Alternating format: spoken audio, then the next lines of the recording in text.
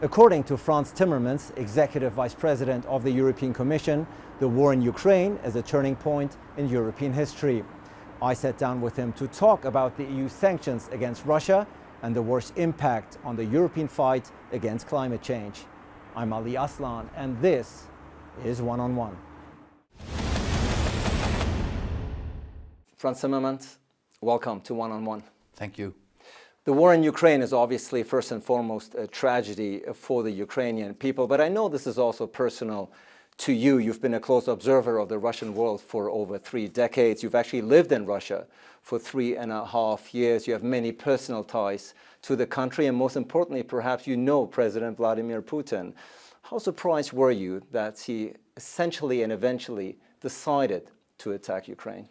Well, the signs were there that he would do something in Ukraine, but I had assumed he would sort of try and create havoc in eastern Ukraine or establish a corridor to the Crimea, but that he would launch a full-fledged invasion of Ukraine. I didn't think he would do that. Fortunately, Ukraine was forewarned because the intelligence services of the Western world worked well this time and got the information, and he could not take Ukraine by surprise. His initial initiative failed completely, and now we're in this terrible mess of Russian troops behaving in an incredibly barbaric way, unleashing the most horrible things on innocent people in Ukraine. Totally unacceptable. But it will determine the situation in Europe for generations to come. No, for certainly. And for many years, a lot of European politicians were pleading and were in favor of rapprochement, in favor of dialogue with the Kremlin in order to establish ties, in order to prevent something like this to happen. That strategy has clearly failed. Yes, I think that the hope that Russia would transform into a stable and peaceful partner has now been shattered. And the one who will pay the highest price for this is Russia itself. Putin is turning a nation that was slowly developing in terms of social behavior, in terms of cultural behavior, was slowly developing in the same direction, away from the rest of Europe. And he runs a risk of creating a North Korea-style nation, which is something the Russian people don't deserve.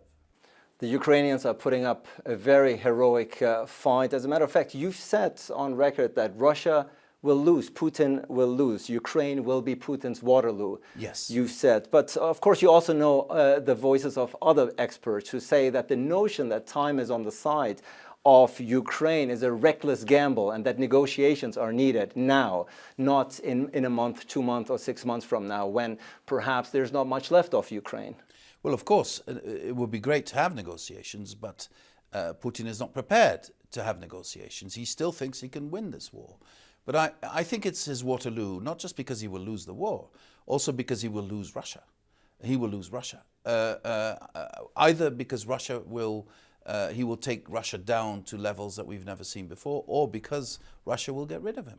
We've already established you know Russia, you have many personal ties, and there's a notion in the Western world whether the Russian people are actually behind this war. It's very difficult to trust some polls out there, of course. But yes. What is your reading when you're talking to your friends, when you're talking to your associates, when you're talking to your contacts? What is the backing? What is the support for this war within Russia? Well, you know, Russian people are very proud of their nation, and they've been brainwashed over such a long period of time that many of them buy into the rhetoric that Putin is protecting Russians, that he's denazifying Ukraine. So to some extent, this constant stream of lies over decades has created the result he wanted, people believing what he says. On the other hand, I also believe there is a small but influential group of Russians who do now understand that this was a catastrophically wrong choice to make, and that this war is completely wrong. Now, I think what will have a huge influence is the mothers of Russia, who want to know what happened to their sons, who are not being told what's happened to them, who are not getting, sometimes they get the notice that their son was killed, but they very often don't even know where the sons are. And I think sons, brothers, husbands, you know, they have lost so many military men that at some point this will have an effect on public opinion. And once the mothers go into the street, I think Putin cannot stop him. He can put young people with white pieces of paper in prison. He can persecute journalists. But if the mothers become angry and demand an explanation, he cannot act against them, I believe. And I think that might be a decisive moment in the near future. Certainly a development to look out for. I don't have to tell you, you're one of the most seasoned European politicians. I don't have to tell you that unity within Europe is sometimes hard to come by. But on this front, on the Ukrainian war front, so far the EU stands very much united in solidarity with Ukraine. As a matter of fact, the EU has adopted very harsh sanctions against Russia, but there are mixed reviews about those sanctions. There's a notion out there that they might not work. In fact, some are saying, like world-renowned economist Jeffrey Sachs, that they might be even counterproductive because everybody's hurting, not just Russia. What's your take? I don't agree with Jeffrey Sachs on this. I think the sanctions are working. I think if they continue like this, and if we add more sanctions, especially in the energy field, they will have a huge impact on Russia and the Russian power structure. The Russian power structure depends highly on the income from energy exports. So if we move in that direction, this will have even additional impact. But also the sanctions now are crippling parts of their industry. They don't get spare parts for their energy sector, for their airlines. No, the sanctions are really working. By isolating Russia from the world's economy, you are sending us a clear message that has an effect, especially on many of the power structures. You know, you see now, for the first time, oligarchs are speaking out against the Kremlin. They've never done that because they know that you know, they could end up with poison tea or something else if they did that. But now they speak up. So that means that, why are they doing that? Because we've taken away their lavish Western lifestyle. You know, one of the ironies of all of this is that they fulminate, they act against what they call Western moral weakness. We are decadent and all that.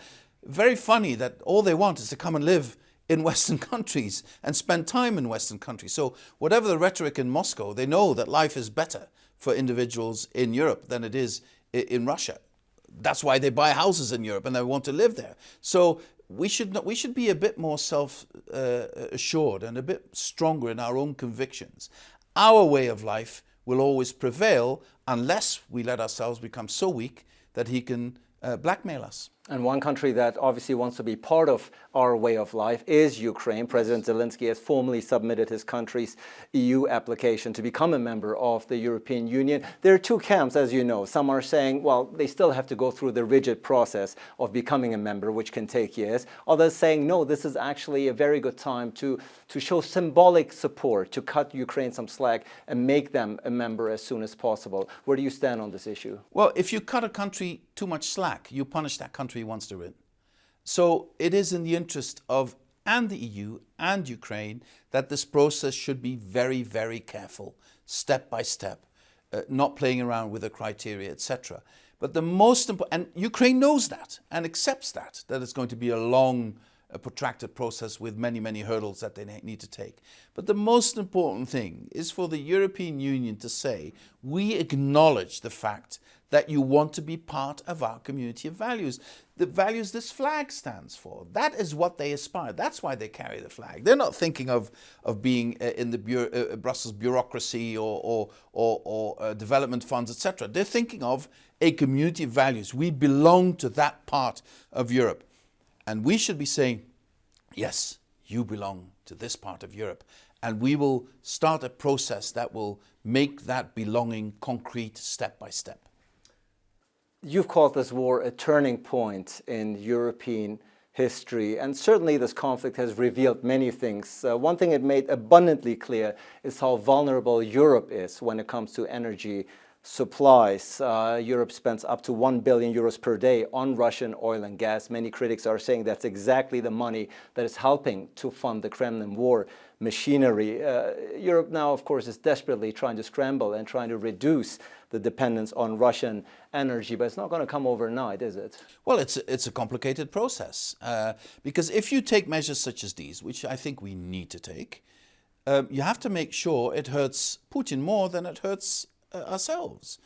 Because if you would take very drastic measures overnight without preparing well for that, you might create a disruption in your society that would weaken your position vis-à-vis Russia and not strengthen it. So you have to have this very strategic approach to the issue.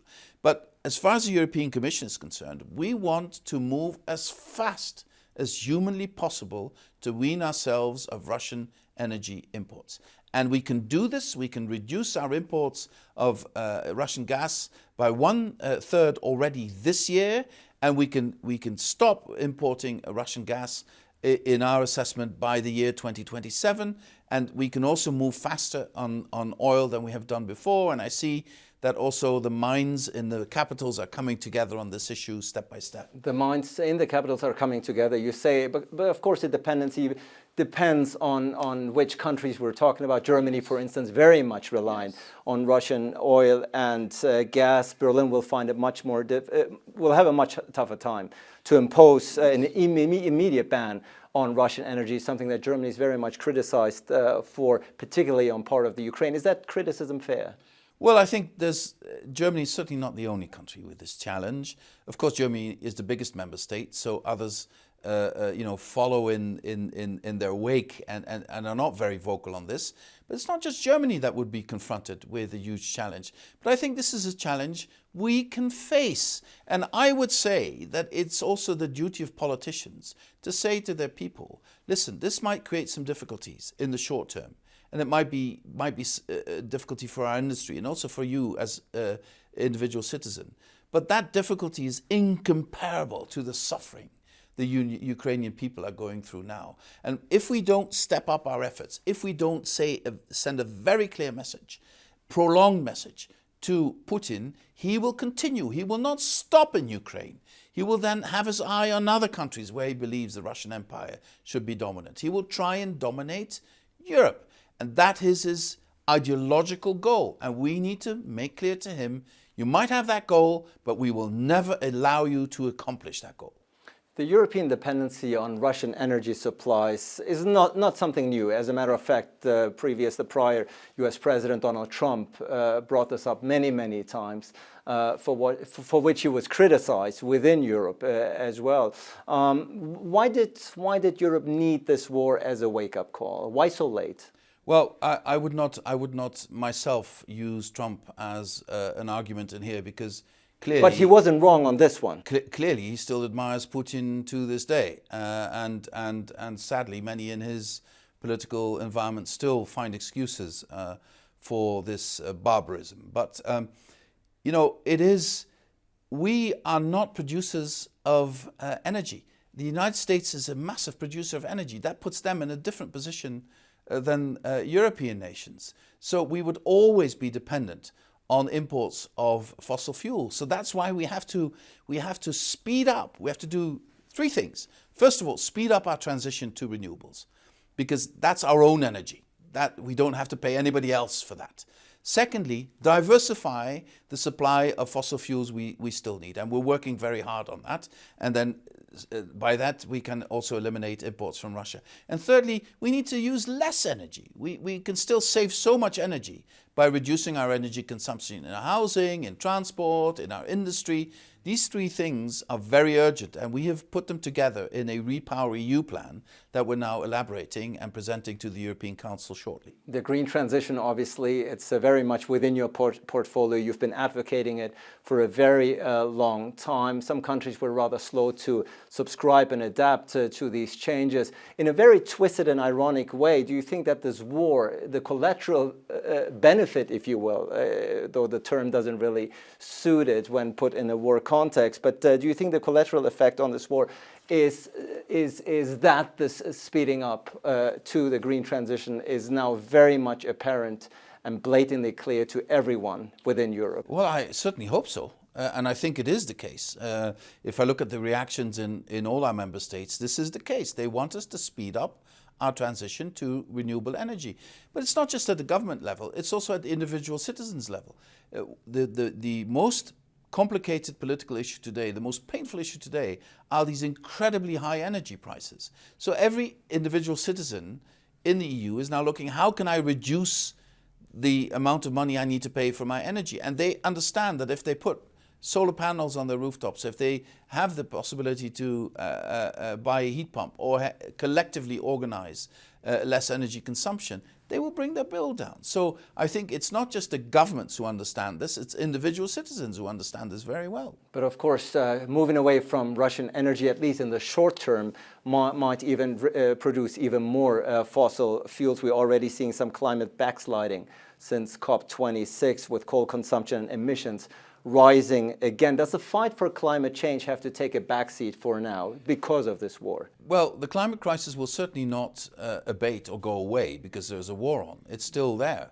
But I honestly believe that, yes, there is more coal being burnt now. But if you can speed up the transition to renewables as compared to previous plans, then you can limit the time frame in which you use that coal, the net effect could be less emissions, not more emissions. But for that to happen, you really need to speed up your transition to renewables. Of course, Europe wants to be a front runner, wants to be a role model when it comes to green energy, when it comes to a better climate, to fighting climate change. But you know better than anyone else, Europe alone will not be able to manage this problem. This won't be solved unless countries like China, India, the US and Russia will get on board. You travel all around the world talking to your counterparts. What is the sense you're getting? Are countries waking up to the fact that climate change is real and that it needs to be battled now? Yes, because countries are also now more and more aware of the fact that they're all suffering because of this. No country is doing this to do a favor to another country. Everybody's making this analysis on the basis of their own national self-interest. And why is Europe attractive to them? Because we have a plan. Many countries have declared that they will be carbon neutral, net zero, 2050, 2060, but not many countries have full-fledged plans how to get there. That's where the EU is leading. We have a plan that will reduce our emissions by at least 55% by 2030, will get us to climate neutrality by 2050, very concretely, step by step. And this is the attractiveness of the European model, that this plan, step by step, can also then be adopted in other nations. Now, some nations are still developing nations, so they will need massively more energy in the future. The more we can assure that this energy is renewable, the less the carbon footprint will be. And so we are working very closely with China, with India, with South Africa, with many, many countries across the globe, with the United States, to make things happen in that direction. I think, of course, this war is a huge distraction from the issue, but that doesn't mean the issue is gone. It's still massively there. And I would say the war, as you have said before, the war has increased, not decreased, our sense of urgency. The war is a distraction, but more importantly, and I think it's very clear throughout this conversation as well, it weighs heavily on you, it weighs heavily on Europe. It will shape Europe for a long time to come.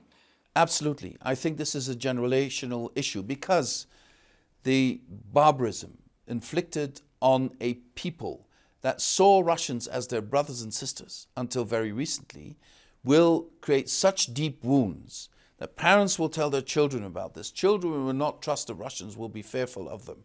And also not just in Ukraine, also in other nations that have bad experience with Soviet Union and with Russians in the past. These fears are now back.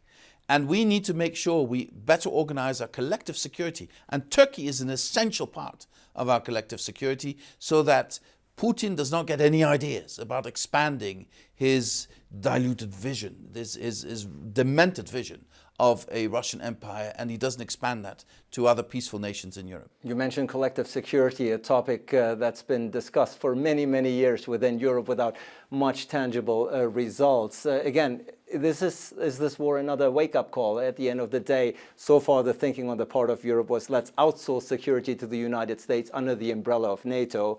Let's sit back a bit and wait for Washington to make the first move or call the shots. Do you think that will change?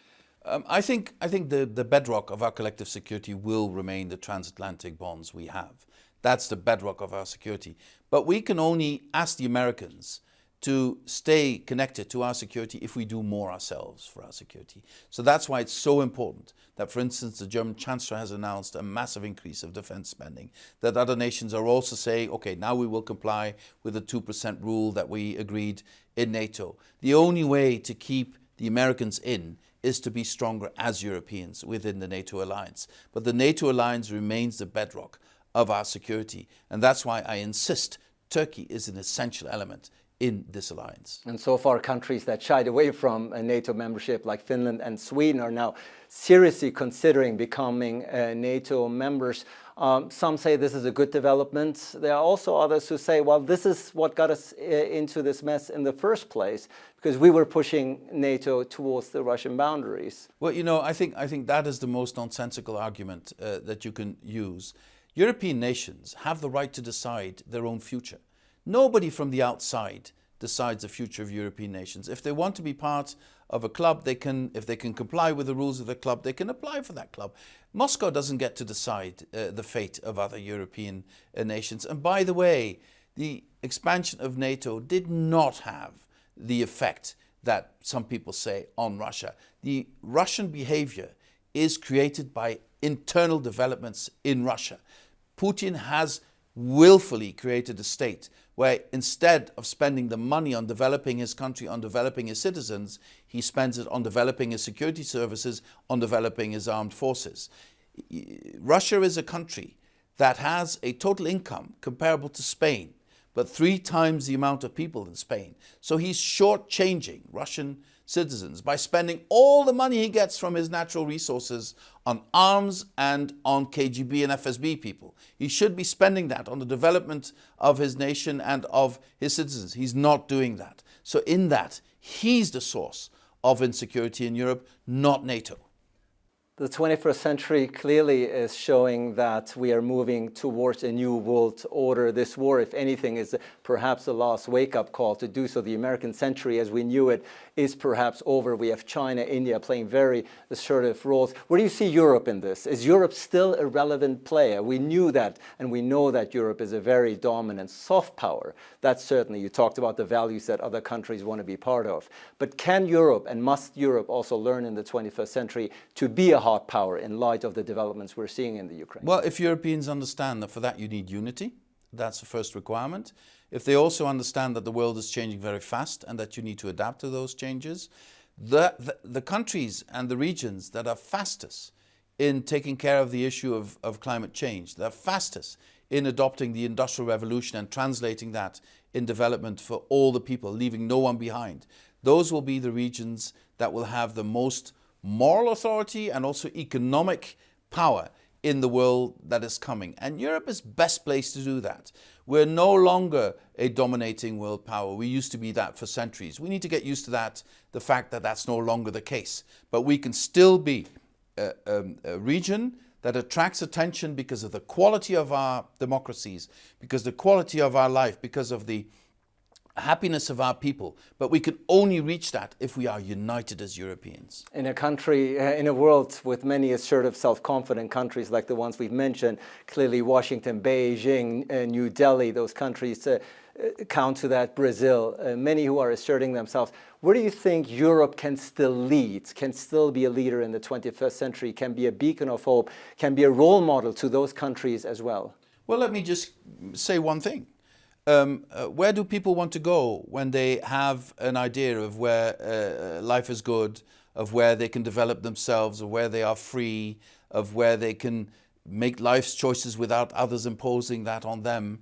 There's no better place than Europe for that. And we should be very much aware of the quality of that society, and we should protect it, and we should strengthen it. And to do that, we need to be more self-reliant, we need to be more resilient, and we need to create more links with our environment, especially in the Mediterranean. Frans Timmermans, thank you so much for joining us. Thank you.